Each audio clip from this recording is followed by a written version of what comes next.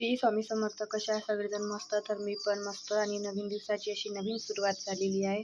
आणि हे बघा, मी वातावरण तुम्हाला दाखवलंच, ते पण पूर्ण दाखवते. तर त्याच्या अगोदर हे बघा, माझं जेवण वगैरे सगळे कामं झाले होते आणि मी वरती बसून जेवण करत होते, कारण खालती जेवण करायला बसली की डुगू टाटावरच येतो आणि झोपून होते. माझी जाऊ पण लेटून होती, म्हणून मी त्याला कुठं नेऊन दिलं नाही.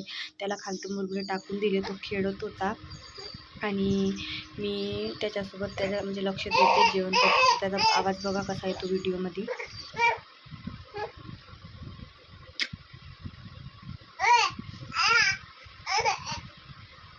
तुम्ही त्याचा आवाज बघितला सुद्धा, जर त्याला कोणतीही गोष्ट जमली नाही की तो चिडचिड येतो आणि खूप चिडचिड आवाज करतो. तो मोरला त्याच्या तोंडामध्ये जात नव्हता, म्हणून तो चिडचिड करत होता.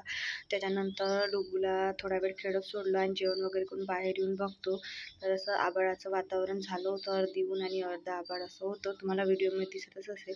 म्हटलं थोडा वेळ आराम करावं, त्याच्यानंतर मग कामच आहे म्हणून आराम करायला गेली. पण डुगू कुठं काही झोपू देत नाही, त्याची मस्तीच चालू होती. मग माझी जाऊ आणि डुगूचं असं काही चालू होतं बघा. माझी जाऊ त्याला चालवून बघत होती आणि तो नुसता म्हणजे बोटावरती चालत होता, पावचे काही टेकवत नव्हता. असं त्याचं चालू होतं बघा.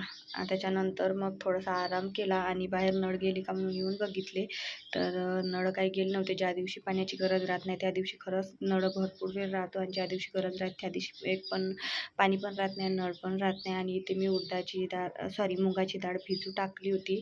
त्याचं मी काय करणार ते पण तुम्हाला समोरच्या व्हिडिओमध्ये सांगणारच आहे. आणि हे बघा, मग थोडा वेळाने बाहेर येऊन बघते, तर काय पूर्ण पाण्याचं वातावरण झालं होतं. आणि मला असा त्रास आला होता, कारण आत्ताच झोपायला गेली आणि असं पाण्याचं वातावरण झालं. मग कपडे वगैरे काढले आणि असं वातावरण झालं, काही चहाचा मोह काही आवरत नाही, म्हणून मग छान असा गुळाचा चहा मांडून घेतला आणि मस्त चहा एन्जॉय केला. आणि हे बघा, डुगू इथे उभा होता आभाळाकडे बघत. तर कसा वाटला व्हिडिओ कमेंटमध्ये सांगा. व्हिडिओ आवडल्यास व्हिडिओला लाईक, चॅनल सबस्क्राईब नक्की करा. Bye bye. भेटूया एका नवीन व्हिडिओमध्ये.